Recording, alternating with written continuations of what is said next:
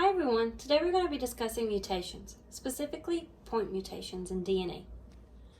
A point mutation is when a change in the nucleotide sequence occurs. There are two types of point mutations, and the first one we're going to be discussing are transitions.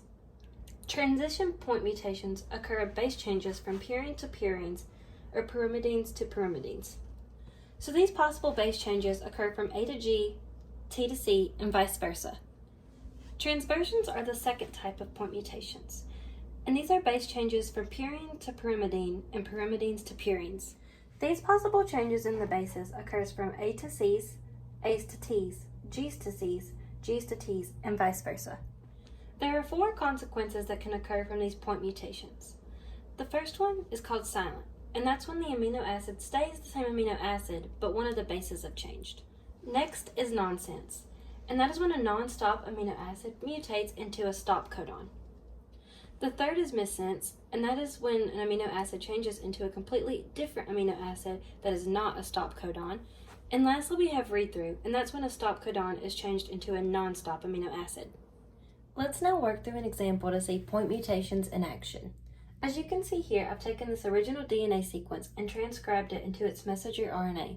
I've specifically used this bottom strand because, as you'll see in a minute, we're wanting 4 amino acids. Translation, aka protein synthesis, now has to occur. For this to occur, our nucleotides have to come together to make amino acids. To begin translation, we must first find our start codon, which is AUG.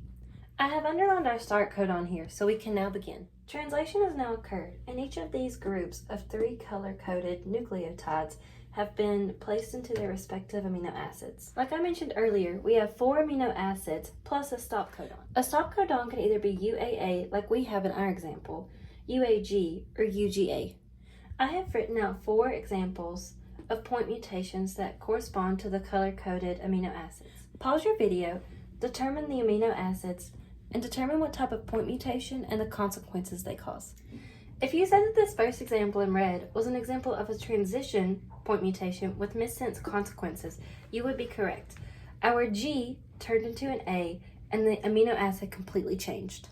If you said that our next example in green was a transition point mutation with silent consequences, you would be correct.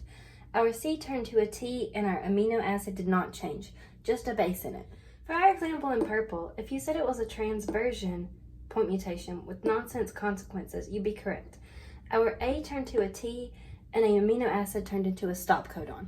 Lastly, if you said our example in black was a transversion point mutation with read-through consequences, you would be correct. Our A turned to a T and the original stop codon turned into another amino acid. Hope you enjoyed my video and learned something new.